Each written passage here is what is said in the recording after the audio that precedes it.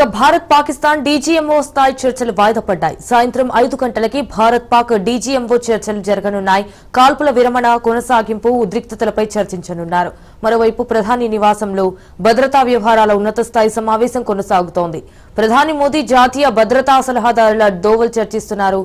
దాదాపు గంటన్నర సేపుగా ఈ భేటీ కొనసాగుతోంది. అయితే భారత్ పాక్ చర్చల నేపథ్యంలో ప్రధాని మోదీ దోవల్ పలు అంశాలపై దృష్టి సారించారు.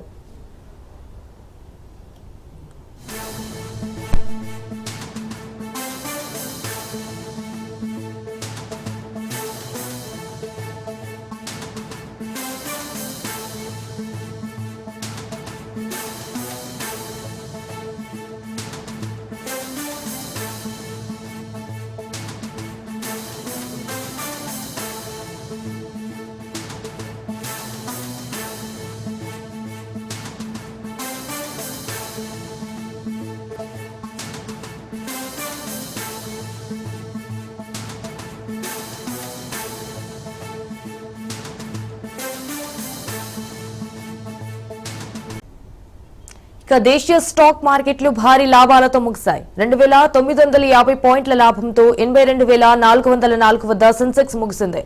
ఇక 912 పాయింట్లు లాభపడి 24,920 వద్ద నిఫ్టీ స్థిరపడింది.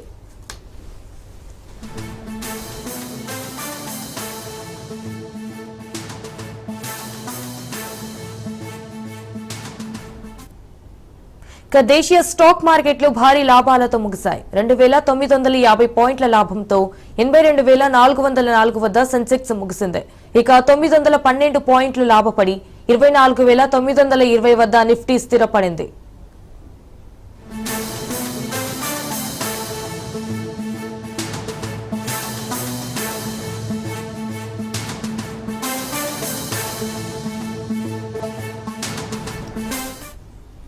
ఇక దేశీయ స్టాక్ మార్కెట్లు భారీ లాభాలతో ముగిశాయి. 2950 పాయింట్ల లాభంతో 82,404 వద్ద సెన్సెక్స్ ముగిసింది. ఇక 912 పాయింట్లు లాభపడి 24,920 వద్ద నిఫ్టీ స్థిరపడింది.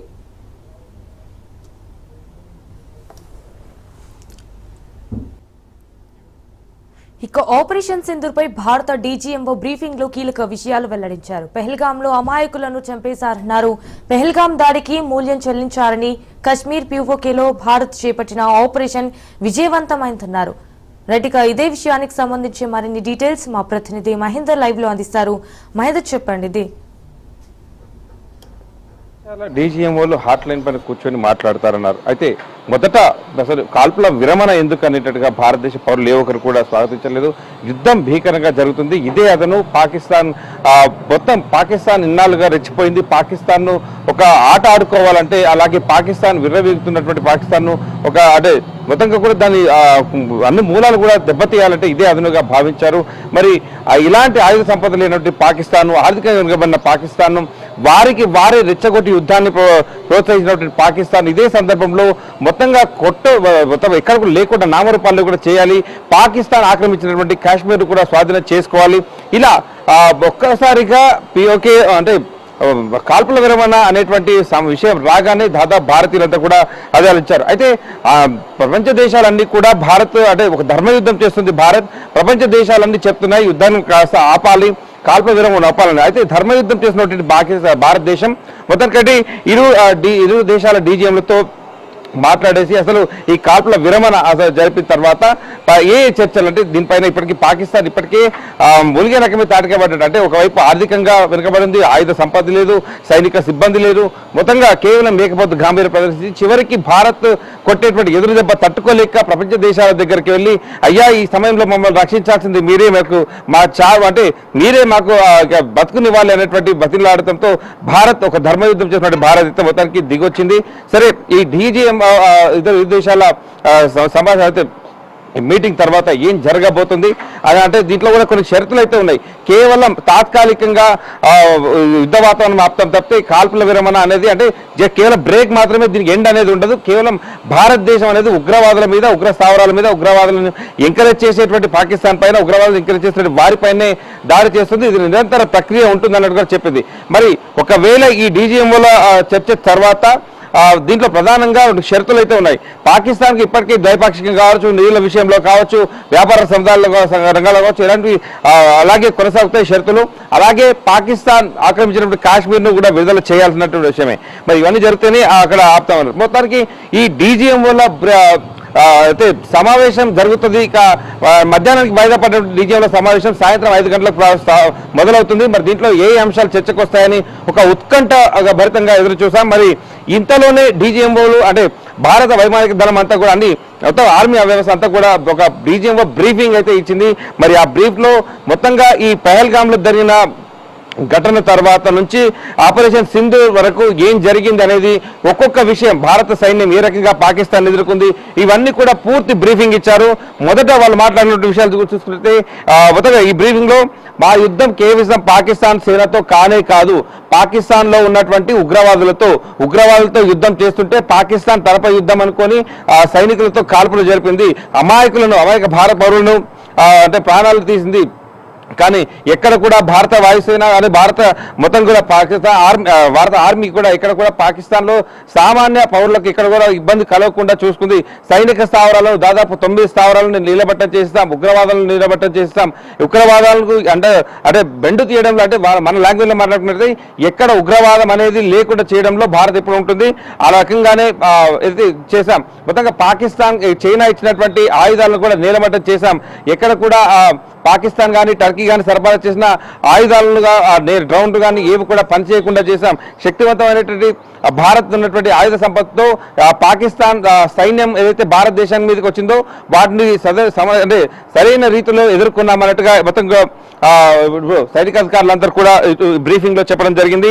మరి పహల్గాంలో అమాయకులను అయితే చంపేశారు, పహల్గాం దాడికి మూల్యం చెల్లించుకున్నారు. ఈ దాడికి పాకిస్తానే దారి తీసింది. ఇప్పటికే కాశ్మీర్ పిఓకేలో భారత్ చేపట్టినటువంటి ఆపరేషన్లన్నీ కూడా విజయవంతం అయ్యాయంటగా విజువల్స్ అంటే పిఓకేలు ఏ రకమైతే విజయవంతం చేశారు యుద్ధాన్ని అదంతా కూడా విజువల్ తో సహా ఆ బ్రీఫింగ్ లో చూపెట్టడం జరిగింది.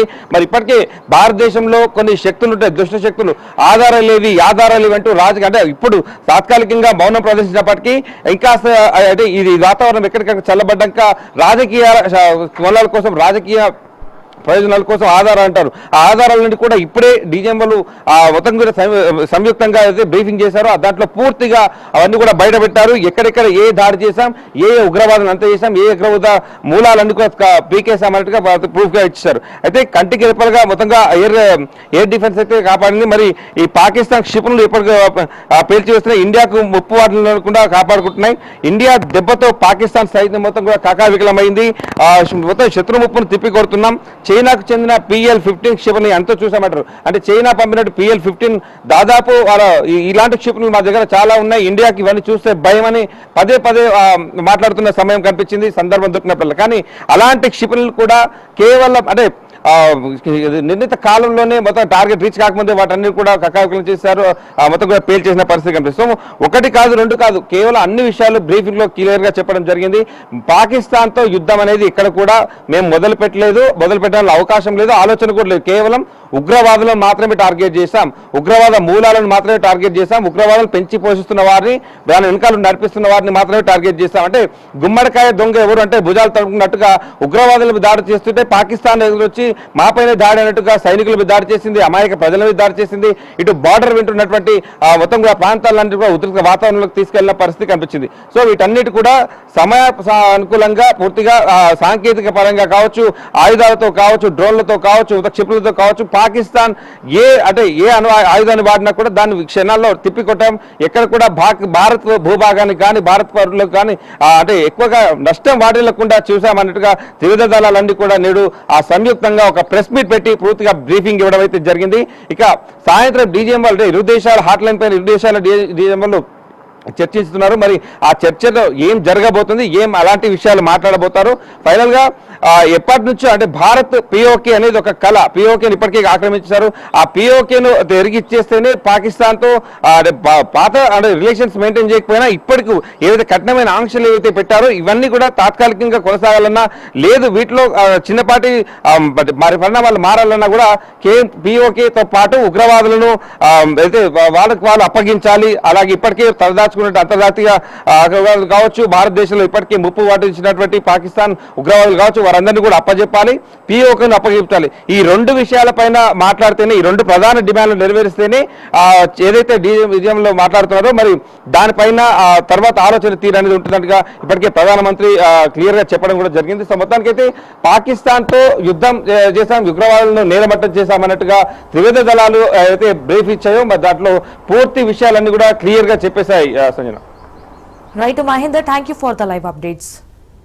సత్యసాయి జిల్లా హిందూపురంలో ఎమ్మెల్యే బాలకృష్ణ భంగపడ్డారు. మున్సిపల్ వైస్ చైర్మన్ పై పెట్టిన అవిశ్వాస తీర్మానం వాయిదా పడింది. అయితే వైస్ చైర్మన్ పదవి కాలం పూర్తి కావడంతో అవిశ్వాస తీర్మానంపై సంతకాలతో కలెక్టర్ కు కౌన్సిలర్లు నోటీసులు ఇచ్చారు.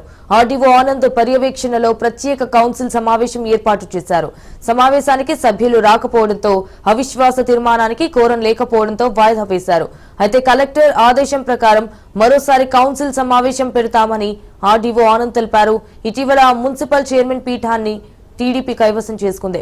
వైస్ చైర్మన్ ను కైవసం చేసుకునేందుకు టీడీపీ గట్టి ప్రయత్నం చేస్తుంది. టీడీపీ 22 సభ్యులు మద్దతుండగా వైసీపీకి 17 మంది కౌన్సిలర్ల మద్దతుంది. అవిశ్వాస తీర్మానానికి సభ్యులు ఎవరు రాకపోవడంతో కౌన్సిల్ సమావేశం వాయిదా పడింది.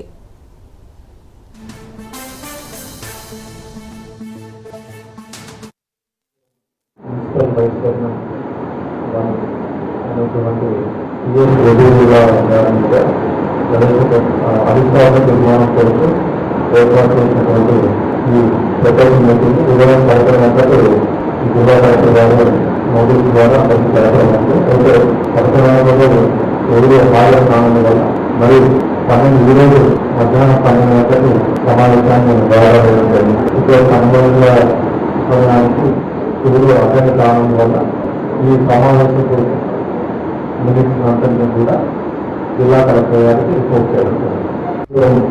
మున్సిపల్ వైస్ చైర్మన్ అనేటువంటి పిఎస్ రెడ్డిల గారి మీద అధికారుల నిర్మాణం కొరకు నిర్మల్ జిల్లా బోరిగాం గ్రామంలో ఉద్రిక్తత వాతావరణం నెలకొంది. బుద్ధుడి విగ్రహ ఏర్పాటులో ఇరు వర్గాల మధ్య ఘర్షణ చోటు చేసుకుంది. హనుమాన్ దేవాలయం సమీపంలో ఉన్న ప్రభుత్వ స్థలంలో బుద్ధుడి విగ్రహం ఏర్పాటుకు ఓ వర్గం యత్నించింది. బుద్ధుడి విగ్రహం ఏర్పాటును ఓ వర్గం అడ్డుకుంది. ఎస్పీ జానకి షర్మిల ఘటనా స్థలానికి చేరుకుని పరిస్థితిని అదుపులోకి తీసుకొచ్చారు. గ్రామంలో గత కొంతకాలంగా స్థలం కోసం వివాదం కొనసాగుతోంది.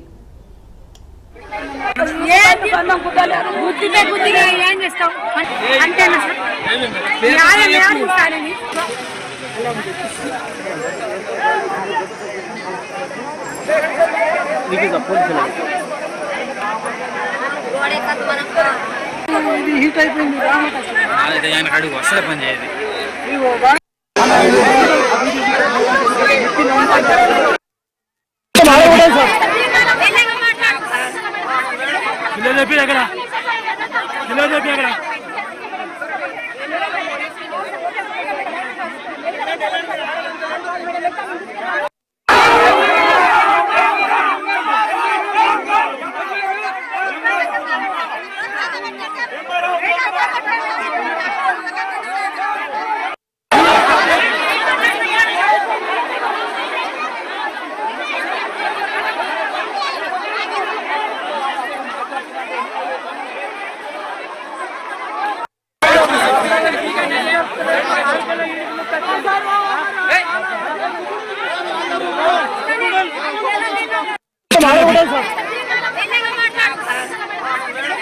ఎక్కడ సత్యసాయి జిల్లా సీకేపల్లి పోలీస్ స్టేషన్ కు తోపుదుర్తి ప్రకాష్ రెడ్డి చేరుకున్నారు. జగన్ పర్యటన హెలికాప్టర్ కేసులో తోపుదుర్తి ప్రకాష్ రెడ్డి నిందితుడిగా ఉన్నాడు. హెలికాప్టర్ ధ్వంసం కేసు ఘటనలో A1 గా ఉన్నట్లు పోలీసులు తెలిపారు. విచారణకు హాజరు కావాలని నోటీసులు ఇవ్వడంతో తోపుదుర్తి హాజరయ్యారు. అయితే ముందస్తు జాగ్రత్తగా ఎలాంటి అవాంఛనీయ ఘటనలు జరగకుండా పోలీసులు మోహరించారు.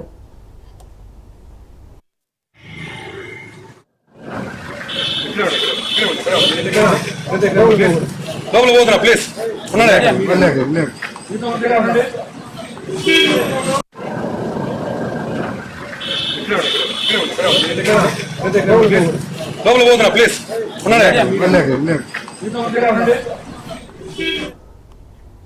సత్యసాయి జిల్లా సీకేపల్లి పోలీస్ స్టేషన్ కు తోపుదుర్తి ప్రకాష్ రెడ్డి చేరుకున్నారు. జగన్ పర్యటన హెలికాప్టర్ కేసులో తోపుదుర్తి ప్రకాష్ రెడ్డి నిందితుడిగా ఉన్నాడు. హెలికాప్టర్ ధ్వంసం కేసు ఘటనలో A1 గా ఉన్నట్లు పోలీసులు తెలిపారు. విచారణకు హాజరు కావాలని నోటీసులు ఇవ్వడంతో తోపుదుర్తి హాజరయ్యాడు. అయితే ముందస్తు జాగ్రత్తగా ఎలాంటి అవాంఛనీయ ఘటనలు జరగకుండా పోలీసులు మోహరించారు.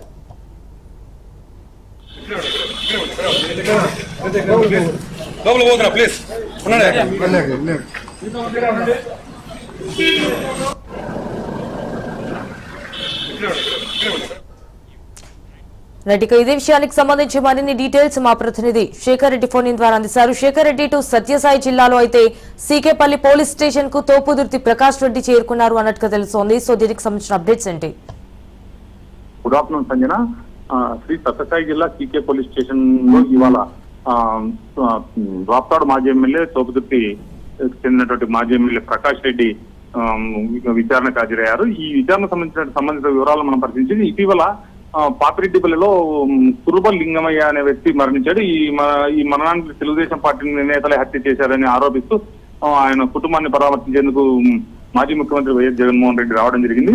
ఆ రోజు జగన్మోహన్ రెడ్డి పాపిరెడ్డిపల్లి పర్యటనకు వచ్చినటువంటి సందర్భంలో అక్కడ ఏర్పాటు చేసిన హెలిప్యాడ్ వద్ద హెలికాప్టర్ నుంచి ఆయన రోడ్డు మార్గం ద్వారా పాపిరెడ్డిపల్లికి వెళ్లడం జరిగింది. అక్కడ పాపిరెడ్డిపల్లిలో లింగమయ్య కుటుంబాన్ని పరామర్శించి తిరిగి వెళ్లే సమయానికి ఒక్కసారిగా అక్కడికి వచ్చినటువంటి ప్రజానికం మొత్తం కూడా హెలిప్యాడ్ లేక చుట్టుకొచ్చి హెలికాప్టర్ పాడయ్యేలా, అంటే హెలికాప్టర్ సంబంధించిన అద్దాలు ధ్వంసమయ్యేలా బిహేవ్ చేశారు. ఈ నేపథ్యంలో హెలికాప్టర్ ను నడిపేటువంటి పైలట్లు ఈ పరిస్థితుల్లో జగన్మోహన్ రెడ్డిని మేము ఈ హెలికాప్టర్ లో తీసుకువెళ్లడం సురక్షితం కాదు, మేము తీసుకెళ్లేమని చెప్పి కూడా ఉన్నతాధికారులకు తెలియజేయడంతో చివరికి ఆయన రోడ్డు మార్గం ద్వారా బెంగళూరుకు తరలించారు. ఈ ఘటన పైన మొత్తం మీద వైఎస్ఆర్సీపీ నేతలతో కూడా ఈ పోలీసులు ముఖ్యమంత్రి జగన్మోహన్ రెడ్డికి భద్రత కల్పించడంలో వైఫల్యం చెందారు, ఇది మొత్తం ప్రభుత్వ వైఫల్యం అని చెప్పి ఆరోపణ చేశారు. మరోమారు ఈ నేపథ్యంలో ఈ ఘటనకు కేవలం తోపుదుర్తి ప్రకాష్ రెడ్డి బాధ్యులు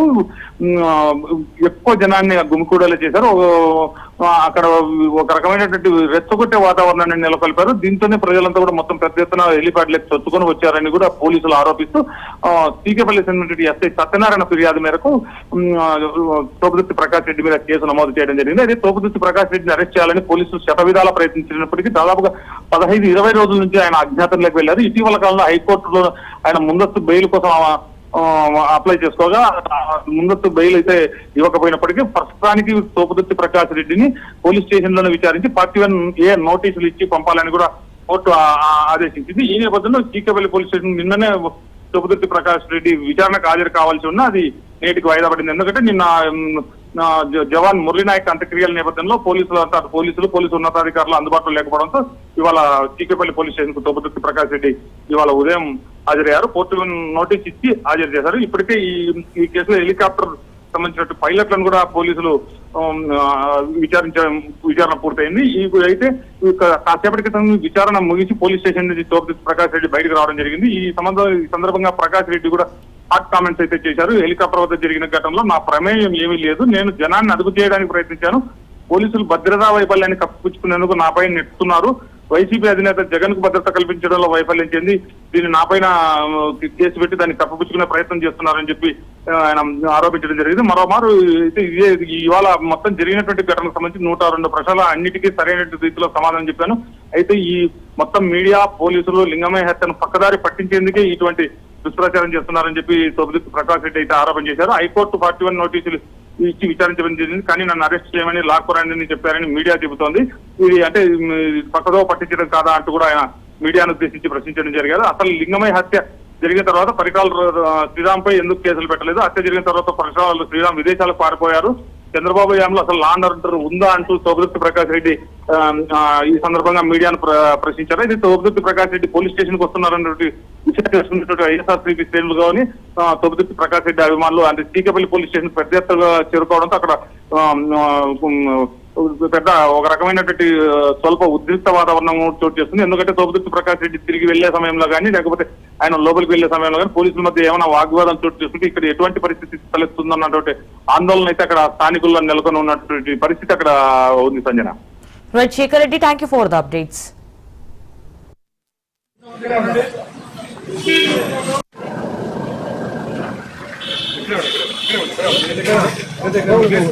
లోపల పోతున్నా ప్లీజ్